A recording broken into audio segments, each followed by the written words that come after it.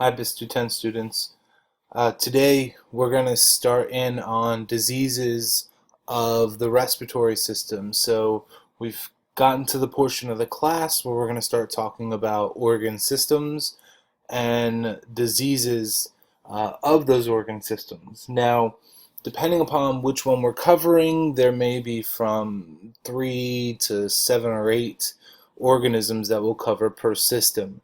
It really depends. It also will depend upon timing, but it's important to understand that watching this, paying attention to the case studies and how the information I'm giving you will help you figure out the best way to study for a case study is.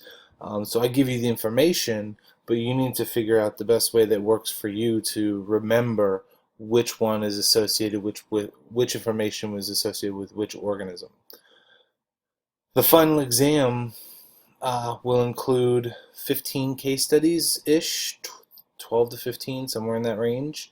And I will give you a list of organisms A through like M, and you'll have to choose which organism is correct. It's, matching, but you have 15 case studies and like 20 something organisms. So it's important that you pay attention, go over the case studies multiple times, or the material for the case studies multiple times, take good notes, and pay close attention. Now, there's going to be some information that, in terms of like media that we use, where I would normally write it on a whiteboard in class, but since I don't have access to that right now, what I'm going to do is I'm going to create a file, a PowerPoint file, just one slide of organisms, and then this any key terms that are a bit difficult to write down or spell or anything like that. So, for instance, there's specific media that some of these organisms use that we've never talked about before. And in the perfect world, I'd be happy and write it down on the board, but unfortunately, I don't have that access. So what I'll do is I'll create a PowerPoint file with the names of the media uh, because they have some weird names.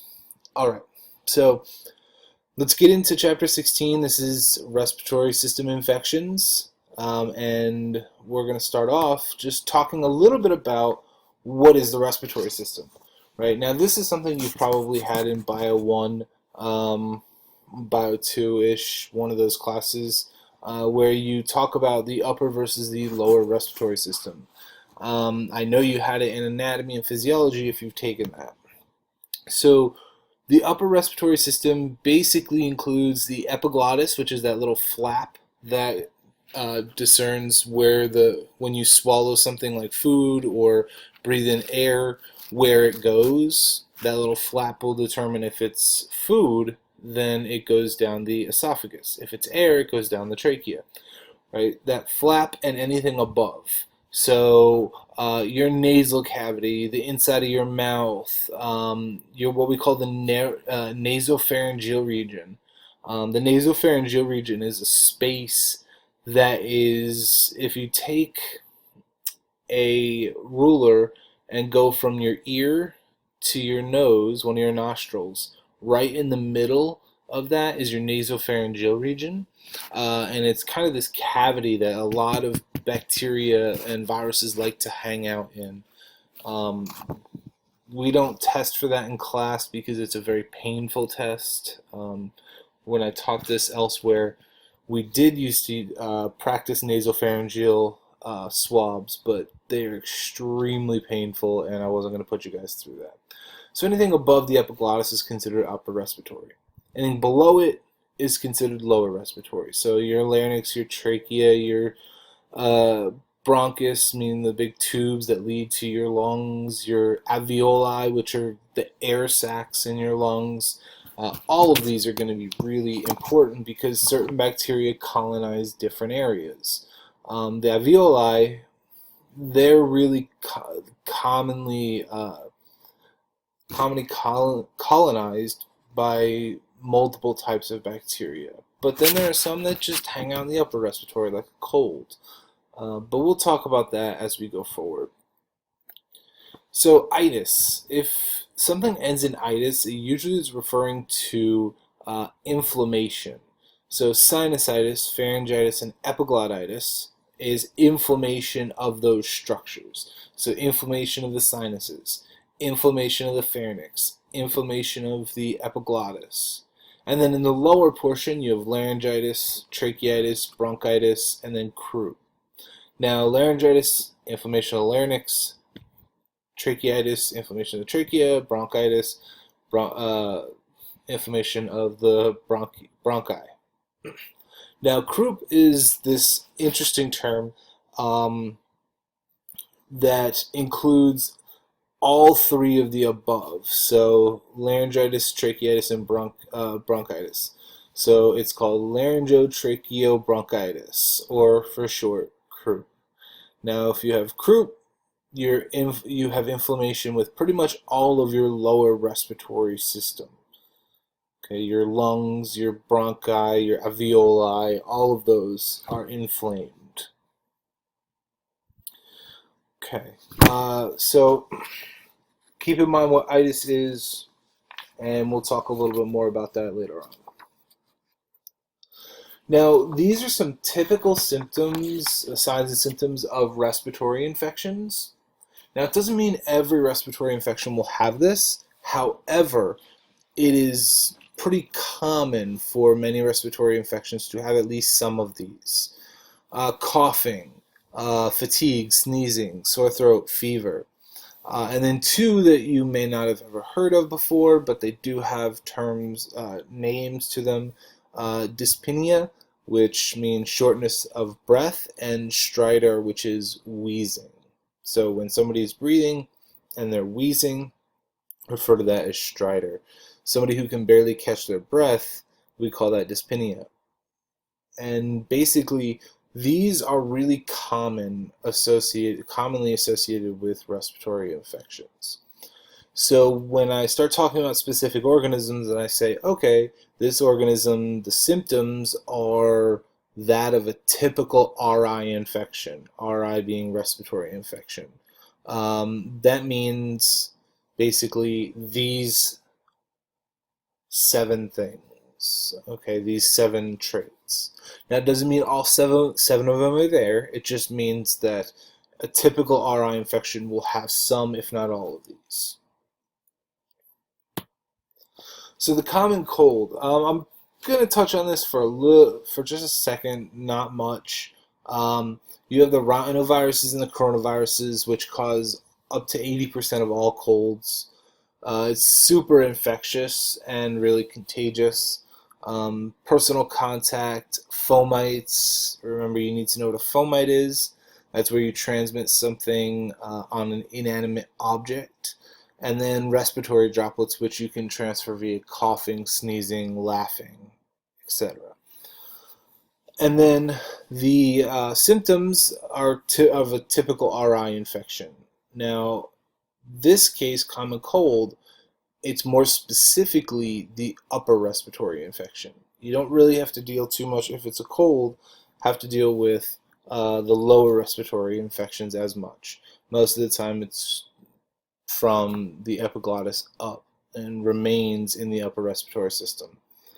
Surprisingly, the rhinovirus and the coronavirus, it doesn't take very many cells to get you sick, to catch a cold. It's very few, actually. But this is a disease that's not overtly dangerous. Yes, it's annoying, it's uncomfortable, but a cold kind of is one of those things that, okay, we can get over it, we can survive, and we're not too worried.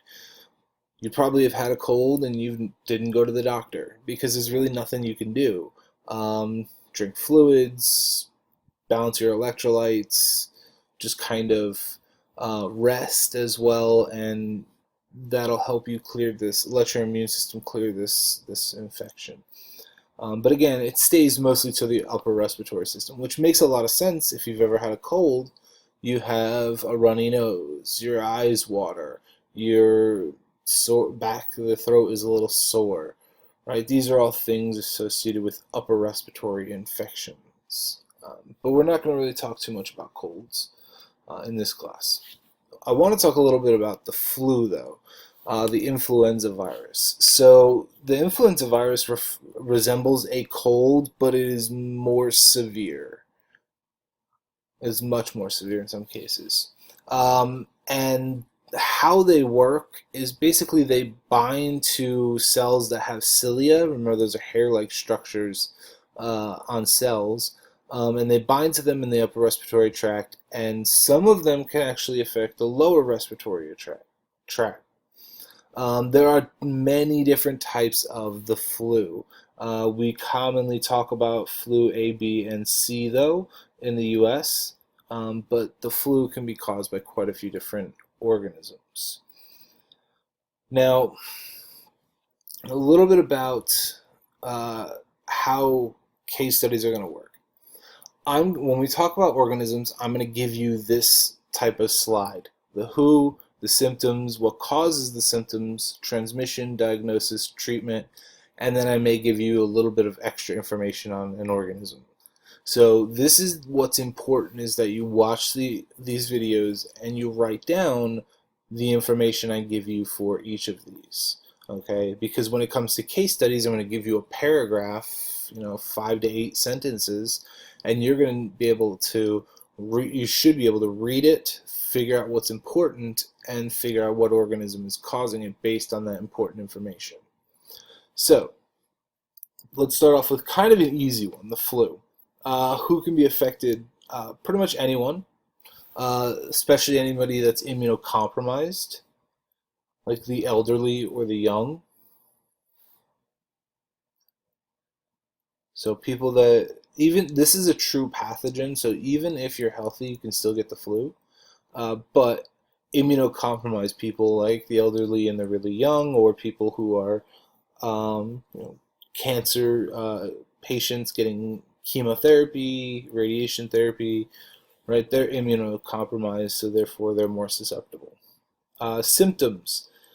So RI infections has the symptoms of a common RI infection, kind of like a cold, but a bit more severe than the colds, right? So that list of RI symptoms, signs and symptoms, that falls under this category here, but they're a bit more severe than the common cold. And one of the major complications is pneumonia. And we'll talk about pneumonia later on. But one of the common complications, or more severe complications associated with the flu, is pneumonia. Now the question becomes, all right, what's the cause of these symptoms? Well, the flu virus has spikes on the outside of its capsule. It has HA spikes and NA spikes. NA spikes allow for the flu virus to attach to a cell, and the HA spikes allow for the virus to invade that host cell. So the NA allows for attachment, the HA allows for invading into the host cell. And when the invasion into the host cell happens, the virus takes over the host machinery and it starts to replicate viruses using the host machinery. Transmission for influenza is respiratory droplets most commonly, and fomites.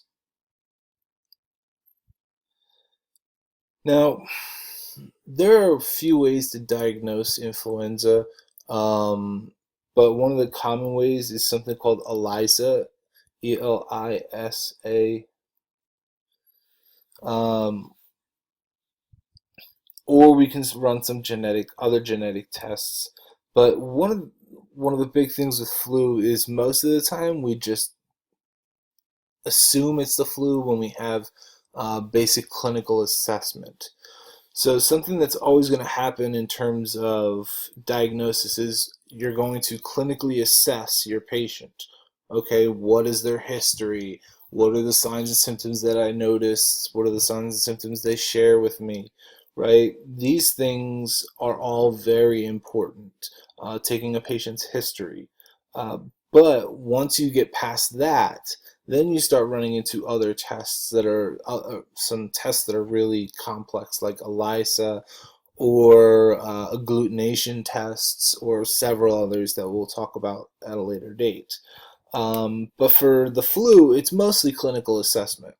Um, when you walk into a physician's office and they see you and you look like you're sweating, you're a little pale, you have a fever, um, you have aches and pains, a cough, they're going to call it the flu. Okay? It's a very easy thing to diagnose in a clinical assessment. Now, treatment. Treatment. There is a vaccine. So there's a vaccine every year for the flu. Now, here's the catch. The flu virus, there's over about 200 versions of it, a little bit more than that. Um, we cannot give somebody a vaccine that has 200 versions of a virus. That would overwhelm the immune system and we would have a big, big problem. So, what we do, and in terms of we, I mean microbiologists, immunologists, epidemiologists, look at the patterns from across the globe and historical patterns. For instance, epidemiologists, we know that one of their jobs is tracking illness. Well, the flu season for Europe is ahead of us. It happens before we have our flu season. So what we do is we look at we look at European Union, we look over there and we say, okay, well, their most common versions of the flu were X, Y, and Z. And we say, okay, well, let's look elsewhere, look at other regions and say, okay, well, which other ones were common? And if you see a pattern in terms of X, Y, and Z showing up in multiple places, we can then assume that, say, okay, well, X, Y, and Z are really common versions. We're probably going to see these in the US. And then we build a vaccine specifically against those versions. So in the vaccine that you get, the flu virus vaccine, it actually protects you from only about 3 versions of the flu virus. Only about 3. Um, and they're the 3 that epidemiologists and microbiologists and immunologists determine to be the most common or expected most common in the US for that year. Now, you may have experienced in the past where we've been wrong, and that's 100% possible, and it 100% has happened before. We've estimated certain versions of the virus would show up in the U.S., and instead of we built vaccines against them, and instead of those 3 being prominent, we had a different version, several versions that were prominent. Instead of it being XYZ, it was A, B, and C.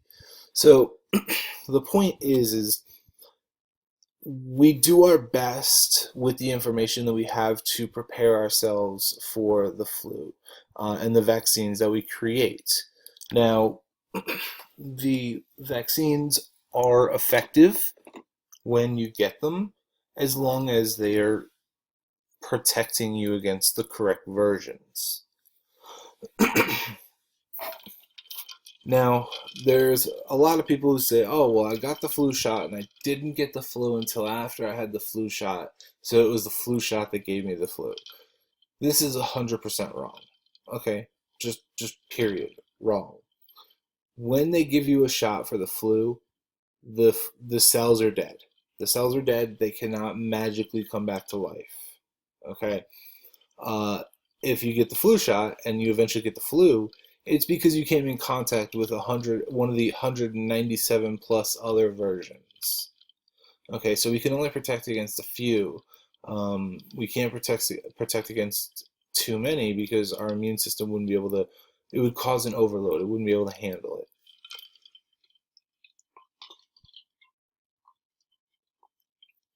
Okay. Um, you can also, for treatment, just take over-the-counter medications. For instance, there is Tamiflu, a couple other things that you can take that will, in many cases, not clear the infection, but they'll shorten the symptoms.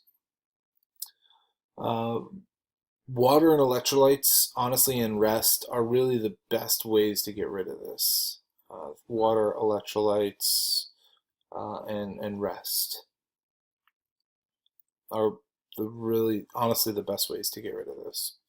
Same thing with a common cold.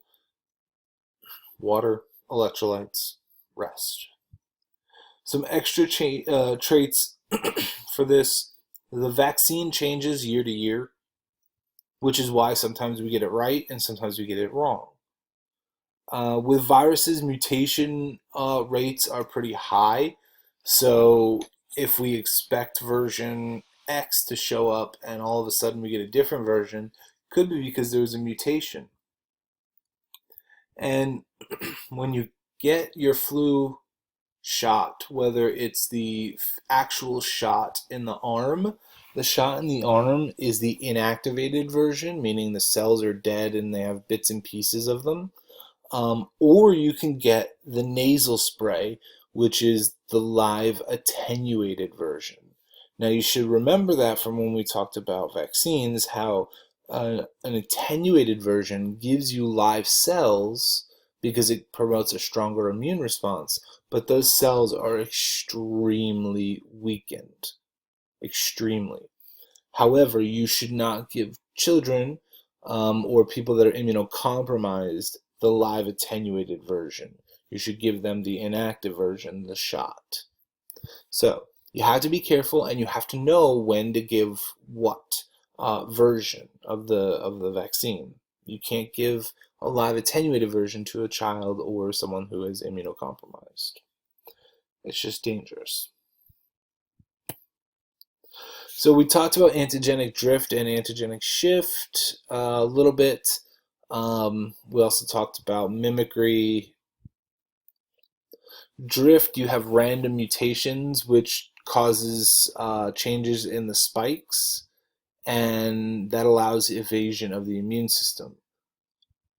Antigenic shift is a major change and causes major alterations to the antigens that stick off the virus and can allow for pandemics. We're kind of in that situation right now with COVID-19, which we will get to at some point later in the semester. We'll talk about COVID-19. We'll spend a class period talking about it.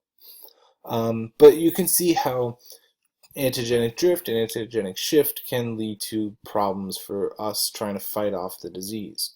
Now imagine with antigenic drift where the virus shows up, the NA spikes trigger attachment to the host cells, and the HA allow for invasion. Your immune system notices the NA spikes. It says, okay, I see them. I'm going to mount an immune response. And your body starts to build memory cells, build antibodies, and then all of a sudden they go to the cells they think are infected and they don't see the NA spikes anymore. Now they see the HA spikes, the invasion spikes. So they see the HA spikes and they say, okay, well, I've never seen this before. So now they have to start all over and build immune cells to the HA spikes. So now you've gone probably a week or two, possibly longer, where your body really isn't fighting it off too well because they had to go in and alter their plan of attack because it shifted from one version to another. They saw the NA spikes, they started to build against it, and then all of a sudden the NA spikes disappeared and the HA ones were prominent, and therefore the immune system said, I've never seen these. So they have to go back and start from scratch and build up memory cells for those spikes, for the HA spikes. So you can see that there's a lot going on, especially when it comes to the flu. The flu is pretty common worldwide. In the U.S., quite a few. The mortality rate I think is like 0.1% or 0.2%, pretty small, but still, that's even 0.2% is still quite a significant number. Other parts of the world, you can have higher percentages of mortality because they don't have the vaccines, or they are just in an underdeveloped country where they just don't have access to proper medicine. Now, the flu vaccine also gives us herd immunity, which we have talked about before. Herd immunity is when you have the many protecting the few, right? Population of 100 people in a room, 95 of them get the vaccine for the flu. They go out into the world because they have the vaccine. They don't get sick. They don't bring the flu back into the room, and it protects those 5 people who are susceptible. So herd immunity is very important for at-risk groups, people like the elderly living in nursing homes or in assisted living facilities, even in college students. You guys, if you live in the dorm, you probably understand that you live with 30 to 40 people on one floor, right? So it's important to understand that herd immunity is a very important aspect of when it comes to vaccination. The vaccine is very important, but what it leads to in terms of herd immunity is just as important as getting the vaccine itself. Otitis media. So otitis media is a middle ear infection.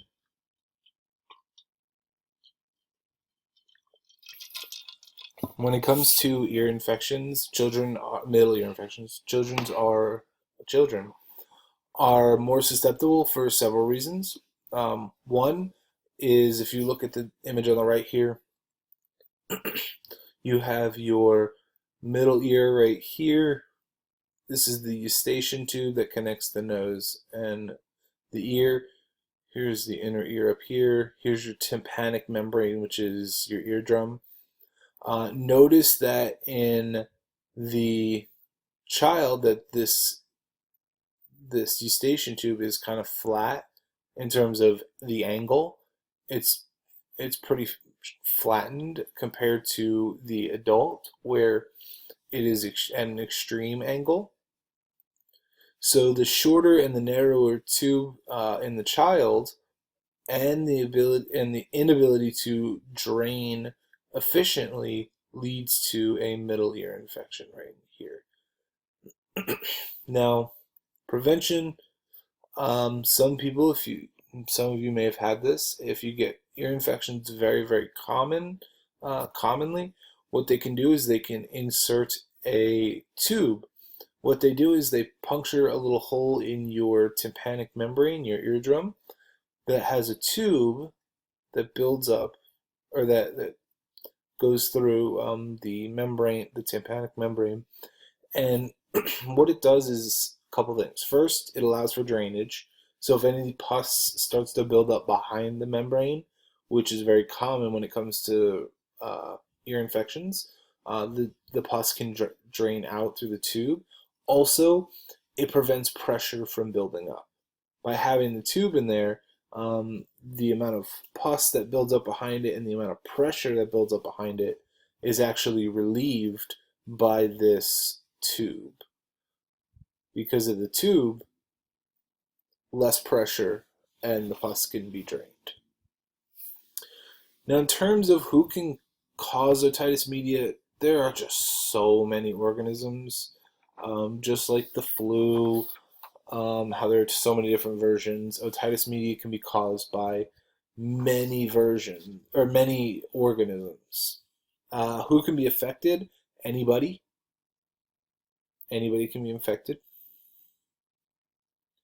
Symptoms: earache, fever, headache, and as I mentioned, pus leakage from the ear. So earache, fever, headache, pus leakage from the fear, from the ear. Sorry, um, and you may feel some pressure building up, but the pressure shouldn't be too great because that if you have tubes in your ears, it's supposed to relieve that pressure. Uh, in people who don't have tubes, the cause of the symptoms is the fact that behind the eardrum you have a bunch of pus building up, and it starts to put pressure on the tympanic membrane, the eardrum, and by putting pressure on it, it hurts. And then there's also inflammation, which is painful as well. So there are several things that happen in terms of causes of symptoms, and that's big one is the fact that there's pressure and there's a bunch of pus building up behind the tympanic membrane. Transmission. This is an example of a non-communicable disease. Most of the organisms that cause this will not. You can't transmit it from one person to another. So we consider this non-communicable. Diagnosis. If you've never seen an otoscope before, basically one of those things where the doctors hold it and they has a flashlight on it with a little window they look through, and they basically what they do is they insert it into your ear. They pull your earlobe down a little bit so they can see directly into your ear, into the tympanic membrane. And what they look for in terms of diagnosis is swelling of the ear, redness inside the ear, and a bulging eardrum. So you can actually see the eardrum bulging when there's pressure building up behind it. So I've seen this several times, and there was one patient that I saw who had an ear infection, and when I pulled down on her ear a little bit to see straight into the canal and look at her eardrum, you could clearly see that it was bright red when it shouldn't be, and it literally looked like it was going to burst because there was so much pressure built up behind it that you could see the eardrum bulging. Treatment. So how do we treat that? Well, you can give somebody antibiotics. Typically, you're going to give them broad spectrum antibiotics because, as it says at the top, multiple organisms will cause this disease. So you want to give them more of a broad spectrum antibiotic as opposed to a narrow spectrum. There's also over-the-counter medications you can take in order to alleviate symptoms, right? There's some ear drops. There's also some, we take some ibuprofen for the pain, etc.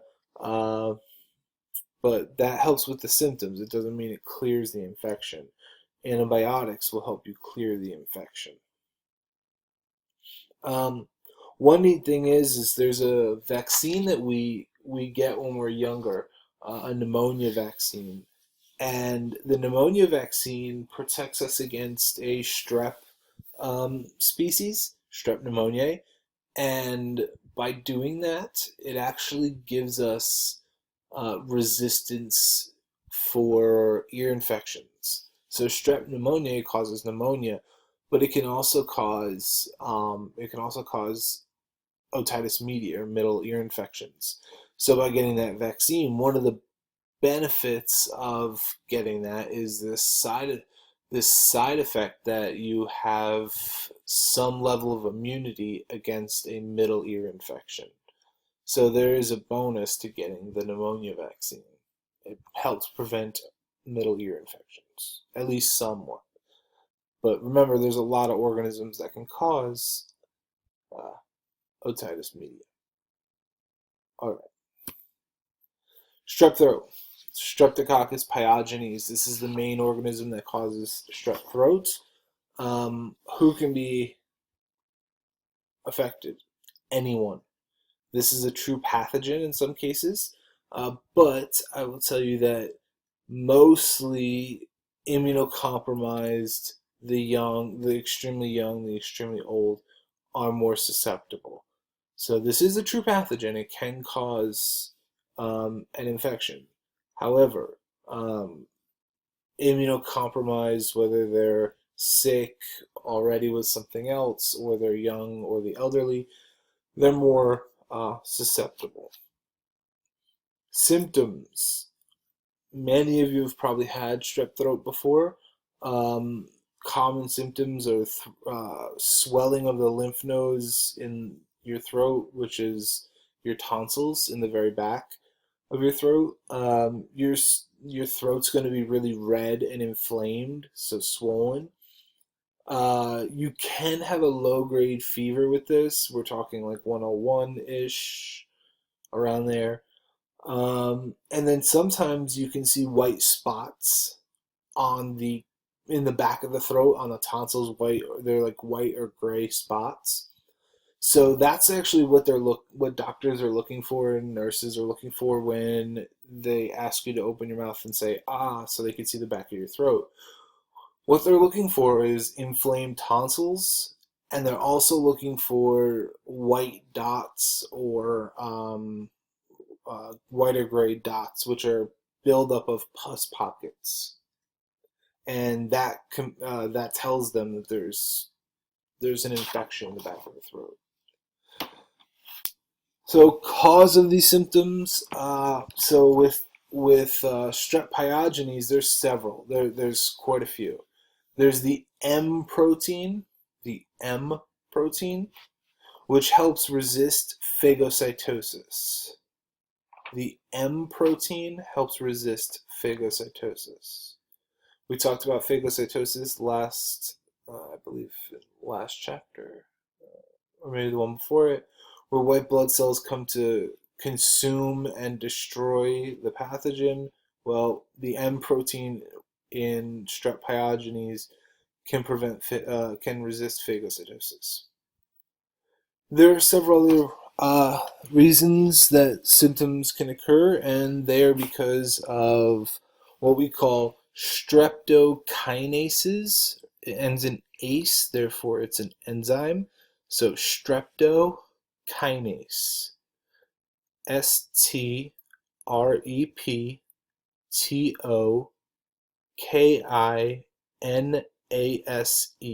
Streptokinase. Streptokinases lyse blood clots. So if you have a clot, it's going to lyse that clot and prevent your body from clotting whatever needs to be in terms of wounds or sores that need to be clotted.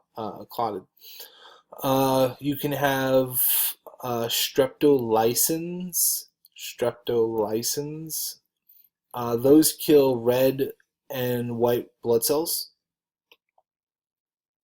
And then lastly, there is something called a hyaluronic acid capsule, which mimics connective tissue. And if it mimics connective tissue, then it's hard for your immune system to actually recognize what it is, and therefore the pathogen can keep hiding in plain sight. It's called hyaluronic acid. So I will spell that for you.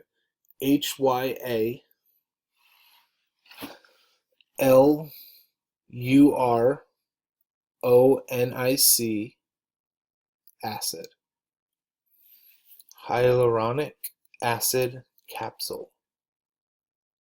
And it helps mimic connective tissue, which then allows the cell to hide in plain sight. Transmission. A lot of people that have this are asymptomatic carriers. You may have had it before and not even known it.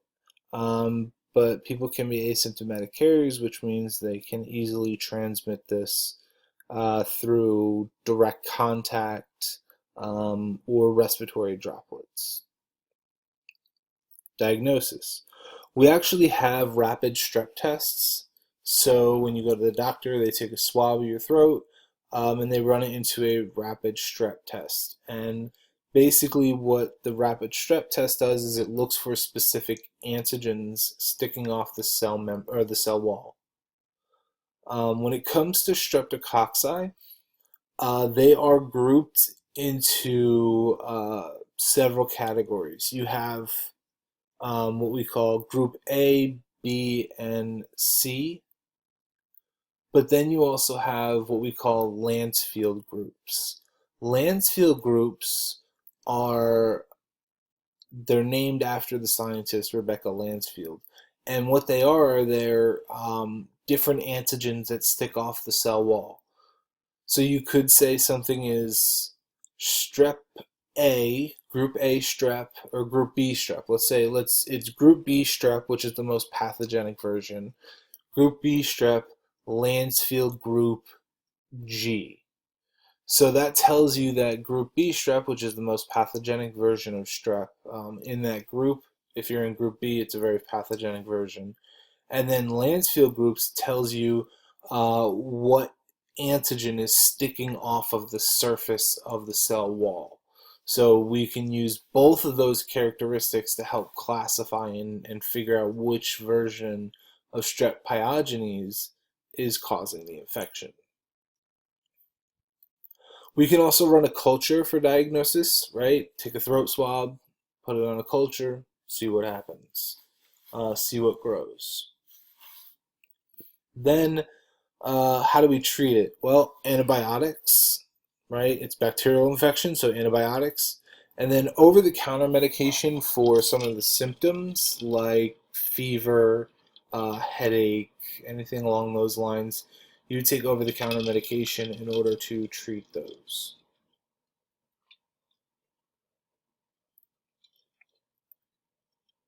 Now, complication is one of the complications is otitis media.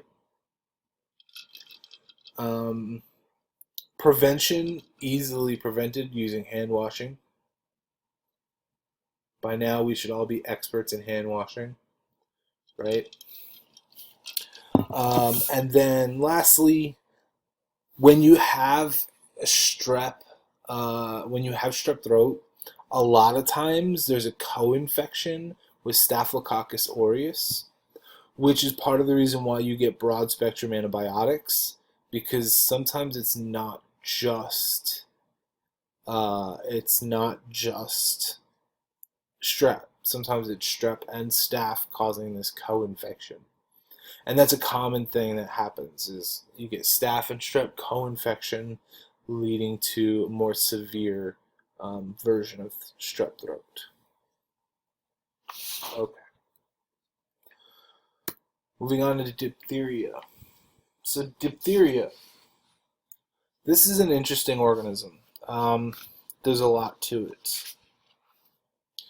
Who can be affected? Well, with diphtheria, basically children under 5 or adults over 65 that live in crowded or unsanitary environments. So makes sense for kids under 5 because kids under 5, where they tend to go? Daycare, right? So they go to daycare. There's 40 kids, 30 kids in the class, and none of them know how to wash their hands properly. Easily transmittable. Over 60, 65, many people live in retirement communities. There's lots of them in one area, and most of them are in the higher risk group being older. They're more susceptible to disease and infection. So there's definitely different populations that are at a higher risk, and that's under 5, over 65. But it doesn't mean a healthy individual can't get this. They can, especially if they live in unsanitary conditions. It is a true pathogen. Symptoms. So it's cold-like. You get a cough and fever. So you see all these respiratory symptoms, the common ones that we went over, and then especially cough and fever. And then there are two others that are absolutely unique to this organism. The first one is bullneck, which I'll show you an image in a second, and the other one is a pseudomembrane. Pseudo means false, so a false membrane. The pseudomembrane basically is a gray membrane that covers the back of the throat and down into your esophagus.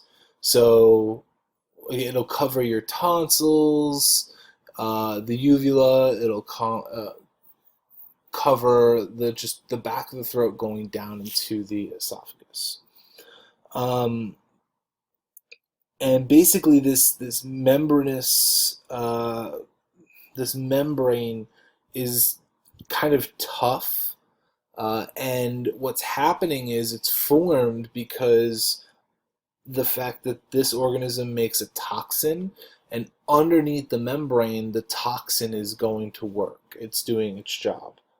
Now, we'll talk about that in a second. But there can be a pseudomembrane, which is like this grayish membrane in the back of the throat, and then bullneck, which is swelling of the neck in a specific way.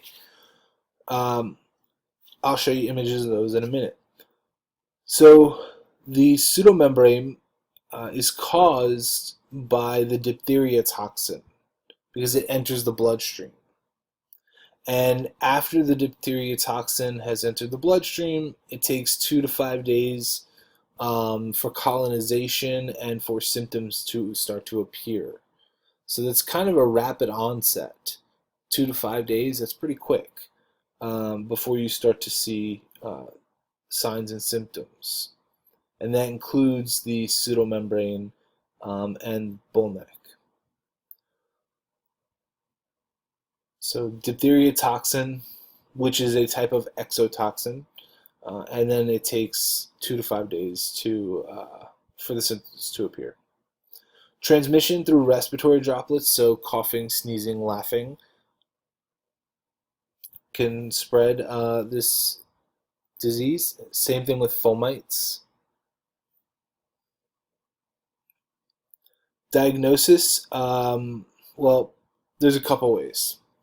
First, you can look at the patient and using clinical assessment determine whether or not that patient has this. Now, it's going to be obvious in a second when I show you these images what the pseudomembrane and bullneck looks like. And if you see these in a patient, they are very unique to diphtheria. Let's see, what else? You could also take a throat swab. You have to be careful with that though, because if you swab the pseudomembrane and you rip it, you're essentially there's blood building up underneath the pseudomembrane, and if the pseudomembrane gets ripped, the blood will then literally pour into the patient's throat, and they'll swallow a lot of blood, which is a really bad thing, especially since the pathogen and the toxin are in that mixture of the blood underneath, the tissue and the blood underneath the pseudomembrane. And if all of a sudden the pseudomembrane ruptures, then the bacteria and the toxin can spread elsewhere in the body and be more severe. So if you were to take a throat swab of the pseudomembrane, you would have to be very, very, very careful, because if it rips, it's going to be a very bad situation for that patient. It's going to be much worse. Treatment: antibiotics and an antitoxin. So diphtheria toxin, we make an antitoxin for it. That's how we treat for the toxin. To kill the bacteria, we use antibiotics. So you give an antibiotic and an antitoxin. Now, this all can be prevented if you simply get the DTaP vaccine, diphtheria, tetanus, and attenuated pertussis. If you get the DTaP vaccine, this can be prevented. Now, what's interesting is since the DTaP vaccine or Tdap, either one, they need booster shots every 10 years or so. Really good example of this is the fact that you've all gotten this vaccine. If you went to school in Mississippi and many other states for that matter, if you went to middle school, high school, all that, elementary school, you had to get these vaccinations, especially in Mississippi. We're one of the most stringent states when it comes to vaccinations. We require all of the vaccinations that the CDC requires. So it's one thing to be really proud of about this state is we are very stringent on vaccines. But we have to get a booster shot every 10 years or so ish. Could be a little longer than that. Usually it's not terrible if it goes a little longer. But when my son was born almost 2 years ago, we made everybody in our family get the DTaP booster shot because, again, children that are really young are susceptible to this. And people that are, your age, even my age, mid-30s, and even all the way to 40s, and so, they're going to be, their risk of getting that infection is significantly decreased compared to somebody that's really, really young or significantly older. So we actually made every single person that wanted to meet our son before they got to the hospital, they had to get their DTaP booster shot because we didn't want to run the risk of him getting diphtheria because it is very dangerous in young children and the mortality rate isn't very high, but it is a very hard infection to clear, especially if you're very, very young and you don't have a strong immune system. So that's treatment. A little bit of extra info. The diphtheria toxin is an exotoxin. I mentioned that. It's pleomorphic, meaning it has many shapes. Most commonly, it looks like a club or a teardrop shape. And to grow on a specific media, let's say we want to culture this, we have to grow it on a very specific media. The media is called cysteine tellurite blood agar. Cysteine tellurite blood agar. And I will add that term to the file that I'm going to post with the media names. Basically, this organism is fastidious, and if you remember the term fastidious means that it has special growth requirements. So the cysteine tellurite blood agar plate has very specific nutrients in it that allows for diphtheria to grow on that plate.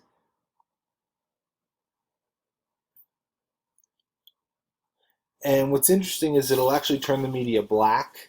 The colonies look black on cysteine tellurite. So that's a good indication, a differential, right? Differential trait on the cysteine tellurite blood agar. I'll also point out that, again, this is highly contagious. You're talking mostly respiratory droplets, but it is still highly contagious. So you have to be very careful with this. All right. Move into some images. So, on the left, we have bull neck. You can see how one side is bulging. Okay, we call that bull neck. And here on the right is the pseudomembrane. Now the image this doesn't look too grayish, um, but that's okay. It's like it's an off-white to like grayish color, but this is what it looks like. And what's happening is basically underneath that membrane, there's a toxin in the cells that are just destroying the underlying tissue, and there's blood building up underneath it. There's blood building up underneath it. So you have to be very, very careful if you were to swab the back of the throat. If you were to swab either portions of this, you need to be very gentle, because if you rupture it, then you're going to trigger all the toxins to be released into the body and bacterial cells as well. So you need to be very, very careful when you try to take a throat swab when it comes to diphtheria. Pertussis. So Bordetella pertussis. This causes a disease called whooping cough. You may have heard it before. It's called whooping cough. Um, it's very, very, very dangerous pathogen. People that are affected, who's affected, young children are at a very high risk. And then in adults, it can happen, uh, but they're a little less symptomatic. It's more mild in adults. But with pertussis in young children, they're at a very, very high risk. Um, the symptoms. The first stage is called the catarrhal stage. Catarrhal. Catarrhal stage. Now, the first stage, the catarrhal stage, is flu-like symptoms. Flu-like symptoms. Coughing that usually lasts 10 days or more. And during this first stage, there's an increase in incubation for the organism, and the number of cells increases drastically during the first stage. The catarrhal stage is the first stage.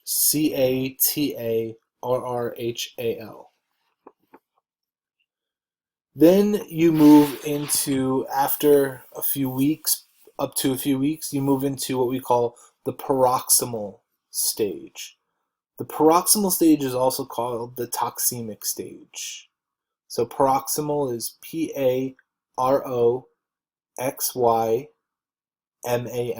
paroxysmal, or toxemic stage. Either one is acceptable. In the toxemic stage, this is where you start to see long coughing fits. So the reason this is called whooping cough is because in this paroxysmal stage, or the toxemic stage, the patient will cough, cough, cough, and then gasp for breath. They'll cough so many times that they're pretty much out of air, and then they have to gasp for breath. So we call that coughing fits. Now, at this point, if a patient reaches the paroxysmal stage, antibiotics will rarely work. So by the time it reaches this severe stage, it could be too late to treat and help this person get better. Because at that point, antibiotics rarely work. This is a disease that's extremely, to me, honestly, it's extremely scary, because how contagious it is, right? It's easily contagious, and how, depending upon how sick the individual is, whether or not they're in the first or second stage can mean whether they're treatable or not. Yes, you can still treat them in the paroxysmal stage. You can give them antitoxins, because it produces a toxin, but antibiotics are really not going to work very well to clear the infection. So it's a really rough a rough situation with this organism when it reaches later stages. Causes of the symptoms, you have adherent structures, basically these structures that uh, reach out and attach to host cells. And then it makes a uh, toxin. We call it the PTX toxin or pertussis toxin. So PTX toxin. And this is a type of exotoxin. Basically, this toxin is what causes all that damage in the respiratory system. Transmission is coughing, sneezing due to respiratory droplets. It is very contagious. And you can also transmit it through fomites. It's through fomites. Um, let's see. Diagnosis. Couple ways to diagnose this is a nasopharyngeal swab. So I mentioned what a nasopharyngeal swab is and how it's pretty terrible. Basically, the nasopharyngeal region is if you put your pointer finger in your ear and your pinky finger right at your nose, okay, that distance, right in the middle of that is where your nasopharyngeal region is, kind of where your high cheekbone is. And in there is a space, just a cavity, that they would stick a cotton swab up into the nasopharyngeal region. It's it's pretty far back, and they would swab in that region because that's where this organism likes to hide.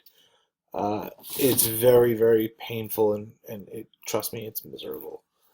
But that's where we would swab, and then it would have to go into special transport media because this organism is very sensitive. It's very fastidious, meaning it has special growth requirements, just like diphtheria.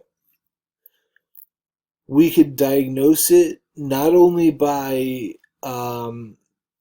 using a nasopharyngeal swab and then culturing it on specialized media, but we can also do it using a method called PCR, or polymerase chain reaction. PCR is basically amplifying DNA to see which DNA is present. It's a very easy process to manage, and we use PCR for diagnosis. Now, there are two specialized medias that are associated with diagnosis: Bordet Genju and Regan Low charcoal. And I will write both of those out on that special slide that I'm going to add once this lecture is complete. Both of them are specialized media that help grow the fastidious pertussis organism. Now, treatment. If you're in stage 1, antibiotics. If you get to stage 2, antitoxins, lots of antitoxin. And you would still use antibiotics with the hope of decreasing transmission. So it may not really help the patient too much, but it should help decrease the rate of transmission, which is just as important because you don't want people transmitting this from one person to another. And then there's always prevention, and there's the DTaP vaccine for treatment. If you get the DTaP vaccine or Tdap, either one, you have protection against this organism. So it's definitely worth knowing that, there is a vaccine that you can get to help prevent this from happening. Special traits. Gram-negative, obligate aerobe, gram-negative, obligate aerobe. The pathogenic strain have the pathogenic strains have capsules. It's one of the reasons it is pathogenic is because it has a capsule.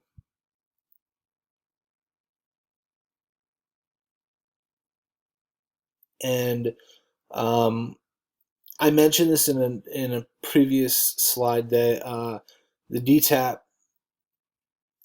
you need to get a booster shot.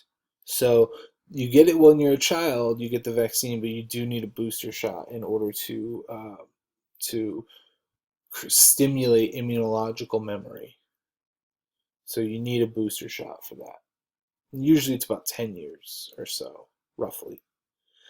And it's highly recommended for pregnant women, children, teachers, healthcare, people that come into contact with lots and lots of other people are recommended to have um, at least gotten this booster shot. All right. So pertussis, very pathogenic, very dangerous, and it's something that can be prevented though by getting a vaccine. Okay, so I want to let you listen to whooping cough in an infant. This is important that you hear this because when you are in your career, uh, you may come across this, and knowing what it sounds like is very important. It's honestly, as a parent, it's heartbreaking and terrifying. I'm not going to show the video, but I will play the audio um, so you can hear what it sounds like. There we go.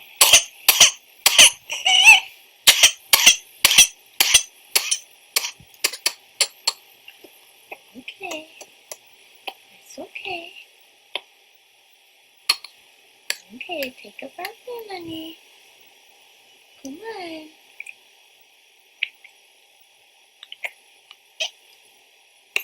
Almost there.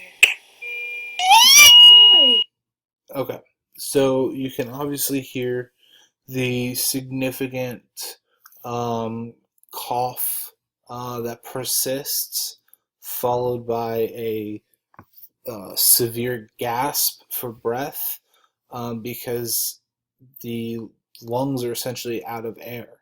Uh, this is honestly one of the worst sounds that I personally ever have had to listen to. Every semester, this is always the hardest thing for me to teach, knowing especially that my son could potentially get this. Uh, it's it's very serious, and remember that all this can be prevented by vaccinations. Now, sometimes, obviously, I'm not saying this parent didn't vaccinate. Sometimes children can't be vaccinated right away for it. Sometimes there's medical reasons why a patient can't be vaccinated. So the point being, if possible, absolutely vaccinate because it can prevent a situation like this. All right, let's go back into um, our lecture. All right, let's talk about something a little different. Notice the reemergence here of pertussis. So again, this is talking about how preventable it is, and it shows you that there has been a significant reemergence over the last decade, 15 years or so, and that's because there's been a huge increase um, in anti-vaccination movements. And this is one of those diseases that's super contagious and very deadly for infants. So again, it is preventable through a vaccine, which is why we absolutely want our children or um, your future children to be vaccinated against this disease. Okay. Tuberculosis. So Mycobacterium tuberculosis. This is a true pathogen. It's human to human, so humans are the reservoir, and it is easy to spread. It is very contagious. So it is a true pathogen. You don't need to be sick to get it.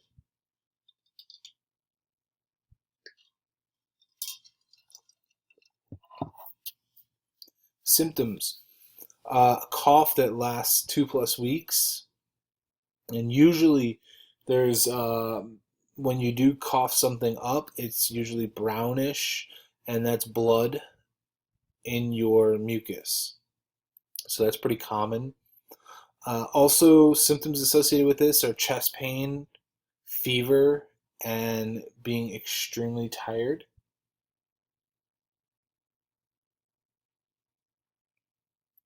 as well as some of the other generalized respiratory infection signs and symptoms. Those chest pain, fever, tired, the productive cough that lasts 2 weeks. When I refer to productive cough, I'm talking about when you cough up sputum, you cough up mucus. And in this case, with TB, you usually cough up mucus with blood in it. Causes symptoms.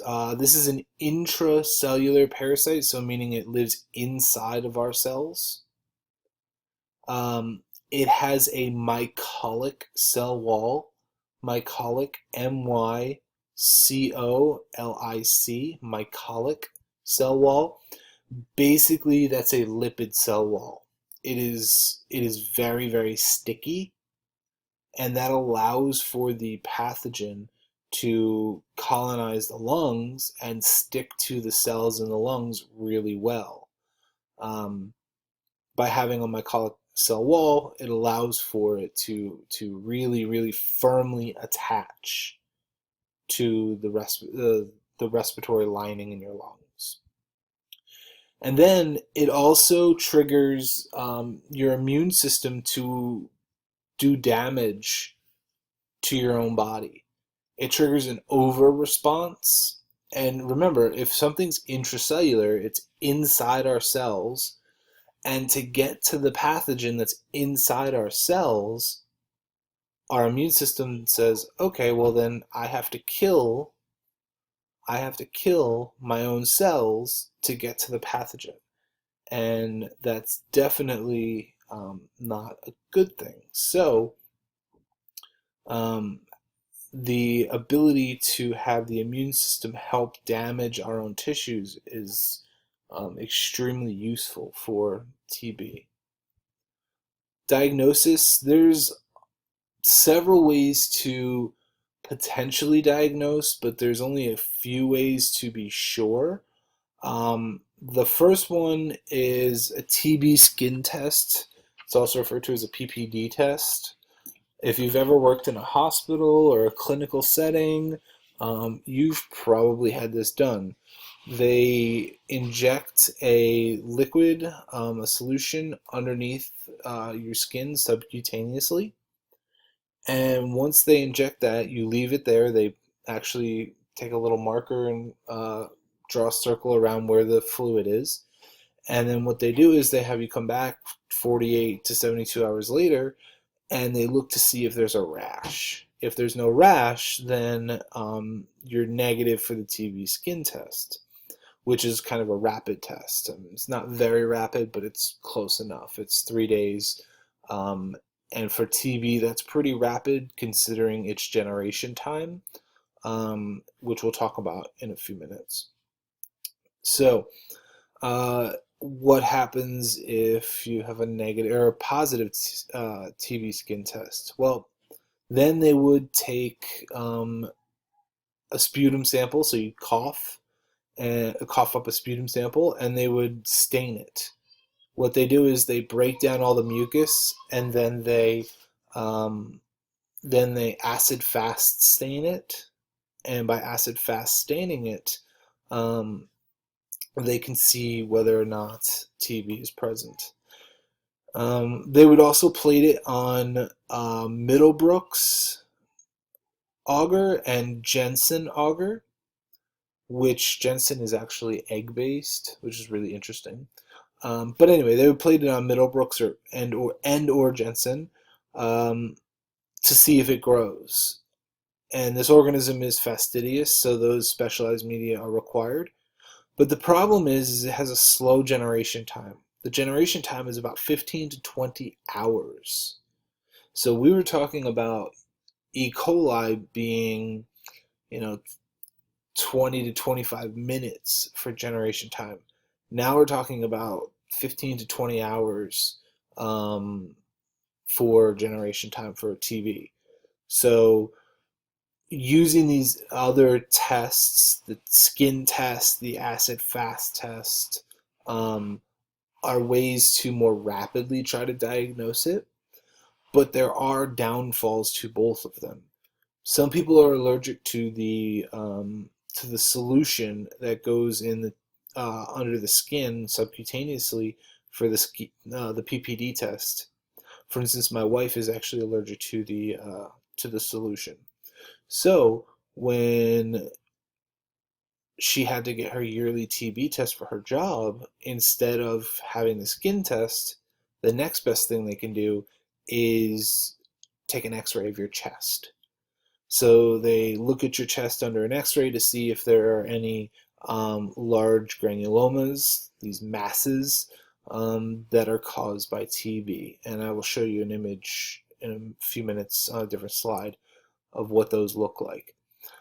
But to be 100% sure, you would make sure you plate all of the, plate the sample, the sputum sample on Middlebrooks and Jensen, and then you could also run some molecular tests. You can run some PCR, you can run ELISA, a couple other things. So you would be able to run more advanced methods to help diagnose. But really, the best way to do it, or the most common ways to do it, is a skin test followed by an acid fast stain, followed by an X ray.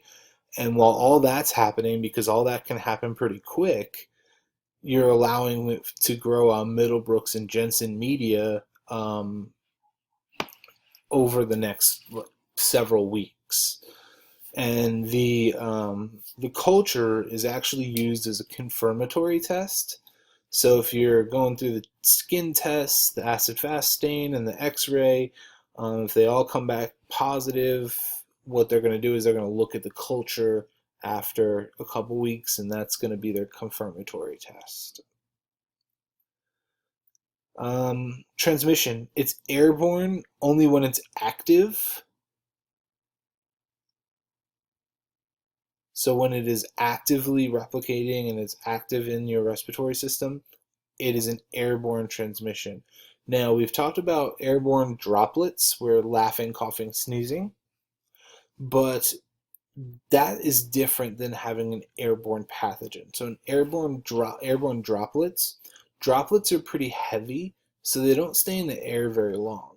They'll stay in the air for a little while, but then they'll drop down to a surface. Airborne transmission for TB, they can stay in the air for an extended period of time. So, for instance, I'm in an airport, I'm at the terminal, I have TB unknowingly, and I start coughing, and all of a sudden I put TB cells in the air. Now, I load, I register, get on the plane, load all my luggage, and where I was standing and coughed, there's still potentially TB potentially in the air. So it stays in the air for a while. Now, a lot of people that have TB have the latent form, meaning it's basically this inactive form. Um, and in that form, it's really not contagious.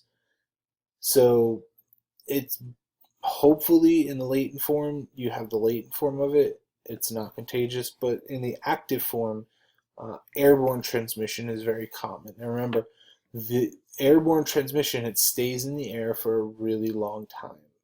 Um, I don't have an exact number for you because it varies there are a lot of things that make that number variable, but it will stay in the air for much longer than some of these other organisms that cause respiratory droplets.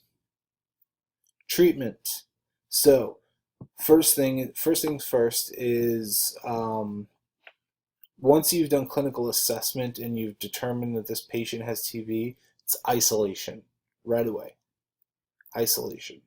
Um, because if they have an active form, it is so easy to transmit. It's super contagious. So, isolation. In hospitals, they have what we call negative pressure rooms. Basically, uh, all the air is pulled out of the room, it's filtered and recycled back into the room. Um, and by the time it's filtered and all that and recycled back into the room, then it's fine. It's gotten rid of all the respiratory airborne pathogens. And then on top of isolation, you can treat with antibiotics, but the course of antibiotics that you treat with is a combination of different antibiotics. It's several of them, and on top of that, it takes about 9 to 12 months of those antibiotics to treat the patient. So where normally when you get antibiotics, you get it for what, 10 days, 14 days. In this case, you're going to get this combination of antibiotics for up to a year. 9 to 12 months worth of antibiotics. And even then, that may not be enough. You may need to continue even further than that. So 9 to 12 months is the standard, but sometimes it can be much longer than that for treatment. Um, a little extra information about it. Obligate aerobe. It lives in your lungs. That makes 100% sense because if it lives in the lungs, it's going to come in contact with air or oxygen on a constant basis. So it should be an obligate aerobe. It's intracellular. I've already mentioned this. It lives inside of our cells and can survive inside of our cells. And humans are the only reservoir. This is a human disease. This is a human disease.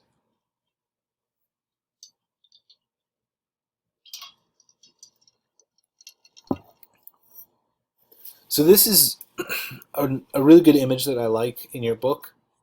I'm sorry, it doesn't have the number on it, but it's chapter 16, so you should be fine. Uh, you breathe in TB, notice it gets to the lungs, and it enters into a macrophage. Now, macrophages are white blood cells that engulf pathogens. They create the phagolysosome and they destroy that pathogen, right? We've talked about this.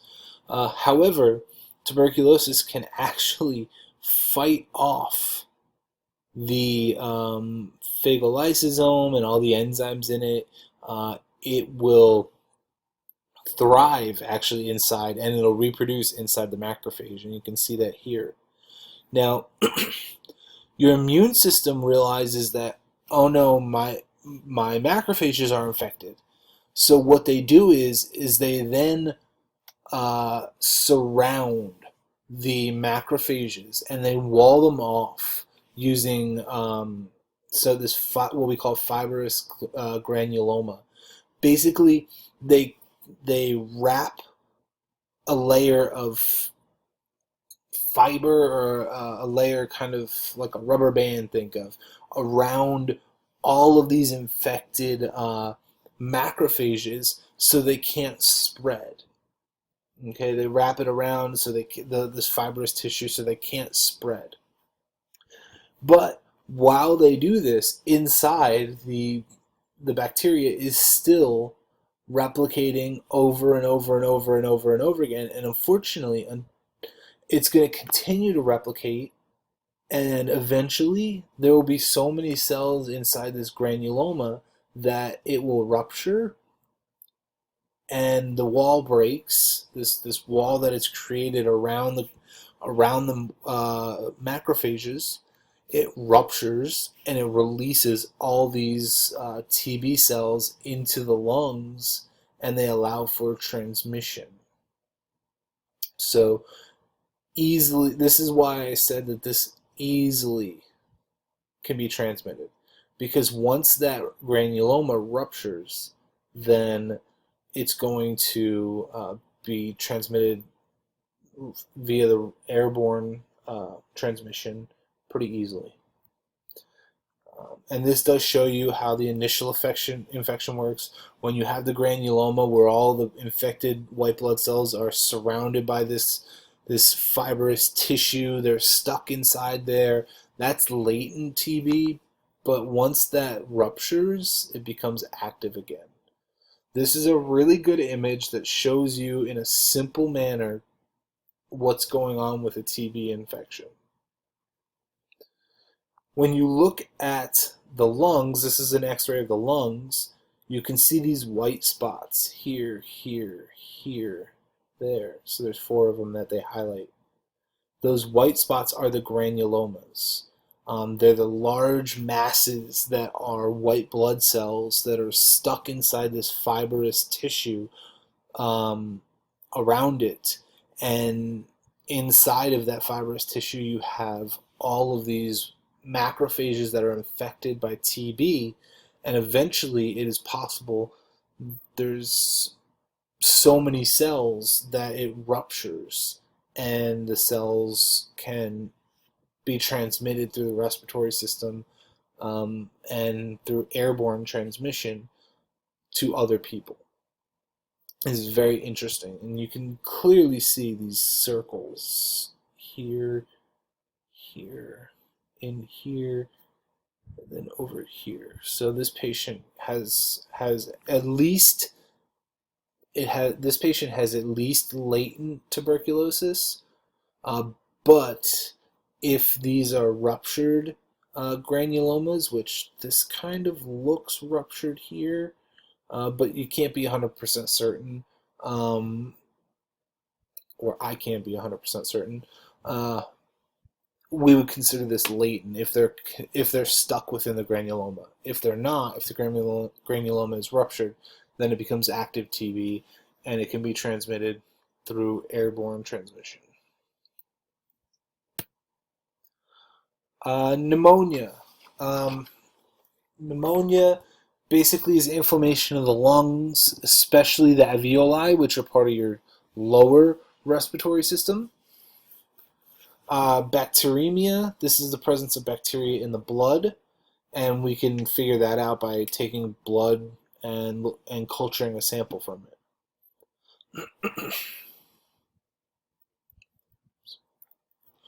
it. There are several organisms that cause pneumonia. We're going to talk about probably one of the more common ones, which is Streptococcus pneumoniae. Talk about Streptococcus pneumoniae. Who's affected? Immunocompromised people, the very young, the very old. Symptoms: fever, chest pain, blood in the sputum, tachypnea. If somebody is what we call tachy, now you could say tachycardia or tachypnea. Pnea is referring to breathing, and tachy means fast. So if I say tachypnea, this person has rapid breathing, fast breathing. If I were to say tachycardia, I would be referring to the fact that a patient has fast heart rate. So patients with pneumonia typically have fever, chest pain, blood in the sputum, and tachypnea, which can progress to be even, I've read case studies where the chest pain is so severe it mirrors a heart attack. People diagnosed potentially with a heart attack because of the fact they have chest pain that's so severe, but it eventually gets ruled out because with a heart attack, you really don't typically have blood in your sputum, right? Your lungs. That's more of an That's because there's an infection in your lungs if you have blood in your sputum. So, even though it feels like could be cardiac issue. It's more respiratory issue. Cause of symptoms. This organism has a capsule which blocks phagocytosis. It makes peroxide, H2O2, which hurts our tissues. It damages our tissues. And this isn't necessarily a symptom, but lots of people are healthy carriers of this organism.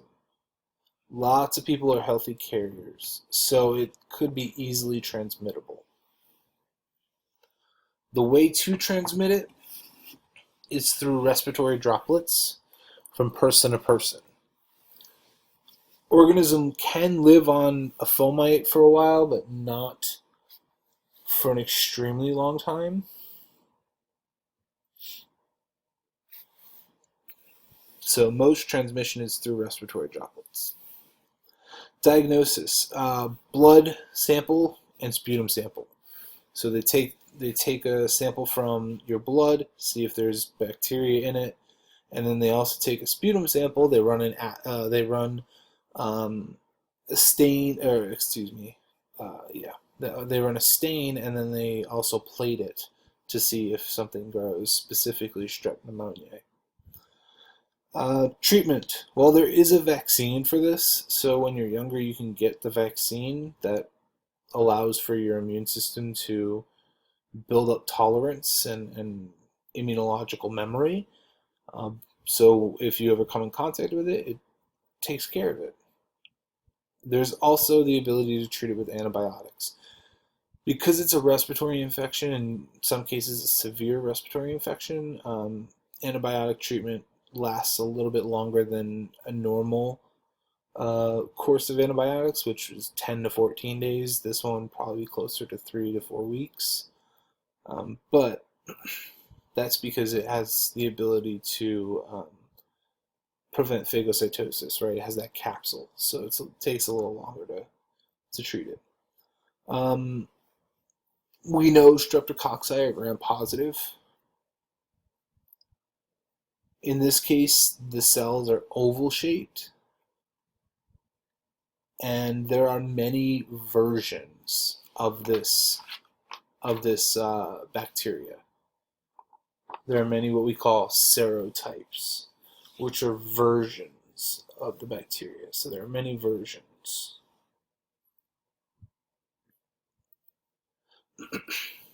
Okay. Histoplasmosis. So this is the last one for this chapter. We're going to talk about histoplasmosis capsulatum. Basically, this is a fungal disease. This is not bacterial. So everything up to this point, well, almost everything, with the exception of the flu and the cold, has been bacterial. This is fungal. So who can be affected? Mostly immunocompromised people, very young, very old. Farmers are really at a higher risk because this is found mostly in the southeastern U.S. And specifically the Mississippi River Basin. So immunocompromised patients or immunosuppressed patients are at a very high risk. Farmers are at a high risk because it lives in the soil. So when they till the soil for crops, it releases fungal spores into the air, and they can breathe it in, and it can cause an infection. So some of the symptoms, it resembles pneumonia. You have a cough, fever, chest pain, tachypnea, all those symptoms that we just talked about with strep pneumoniae, resembles that pretty closely. However, it's obviously very different because it is a fungus, right? So the cause of the symptoms is the fact that the cell wall antigens that it has are resistant to macrophages. If it actually goes into a macrophage, if a macrophage can actually phagocytose it, what it'll do is it actually steals iron from the cell, and the cell can become iron deficient. So it'll steal iron, It survives in a macrophage, and in many cases, it even can just resist the macrophages due to the cell wall antigens. So those are the cause of the symptoms. Transmission uh, via inhaled spores. So you cough, you can transmit it through inhaling airborne spores. Diagnosis, you take a blood/sputum sample, you run immunological tests on it. You can run a chest X-ray to see um, if there are white masses in the image, just kind of similar to TB. And then you can also do a tissue biopsy. They can go into your lung and kind of pull out a small piece of your lung, a small piece of tissue, and they can test to see if there's fungal spores. Treatment is antifungal medication, and depending upon the severity, the treatment can range from 3 months all the way up to a year, depending upon how severe it is. So this is one of those situations where taking the patient's history, and it's important for all the organisms we've talked about in every single case, but particularly for this one, because imagine somebody comes in, has symptoms of pneumonia, right? Really common, or really similar to strep pneumonia, what we just talked about. So cough, fever, chest pain, and tachypnea, right? So all these symptoms point to pneumonia. However, the problem is, okay, most pneumonias are going to be caused by bacterial infections or potentially viral infections. Not too many fungal pneumonia infections. So when you're taking the patient's history and they tell you, okay, I'm 50 something years old, I don't travel very often, I live in the Mississippi River Basin, I'm a farmer, right then and there, that should click, because this is super common in the southeastern United States in the Mississippi River Basin, with farmers, because they till the soil, they breathe it in, and they get an infection. So clinical assessment, going in and looking at the patient, listening to the patient, talking to the patient is just as important as running tests. Now, sometimes you have to take what a patient says uh, carefully, because sometimes, obviously, they may think a certain symptom is more important than others. They may leave some out, right? This patient, for instance, with histoplasmosis, if you don't prompt them to say, okay, what what do you do? Where do you live? They're usually not going to they're not going to give that information. They're going to focus more on how they feel, right? I have a cough, I have a fever, I have chest pain, I have rapid breathing. The patient tends to focus more on the symptoms, where you need to also focus on the history as well, because the history can also help point you in the right direction of what this could potentially be. Now, it's not going to be as easy for all diseases, but this, especially histoplasmosis, being so similar to pneumonia, it's important to get the clinical history of that patient. Patient might not think that's important, so they might not voluntarily give that information up. But for you, as somebody plans to work in a clinic or a clinical setting, you need to prompt them and ask them whether or not they live, in a given area. What do they do for a living, right? Do they come in contact with soil, right? These type of questions are very, very important, because they can help you get to the right answer, what's causing this disease.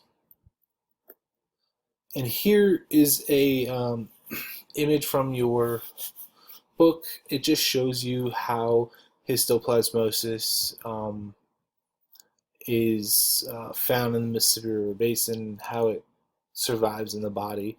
And notice this word up here, endemic. It's endemic in the U.S., specifically the Mississippi River Basin. Remember, endemic means it's found in that area pretty much all the time. Okay, so it is found there almost all the time, if not all the time. This image, again, is useful. It just shows you how the infection occurs and then how it can spread through the bloodstream to other parts of the body.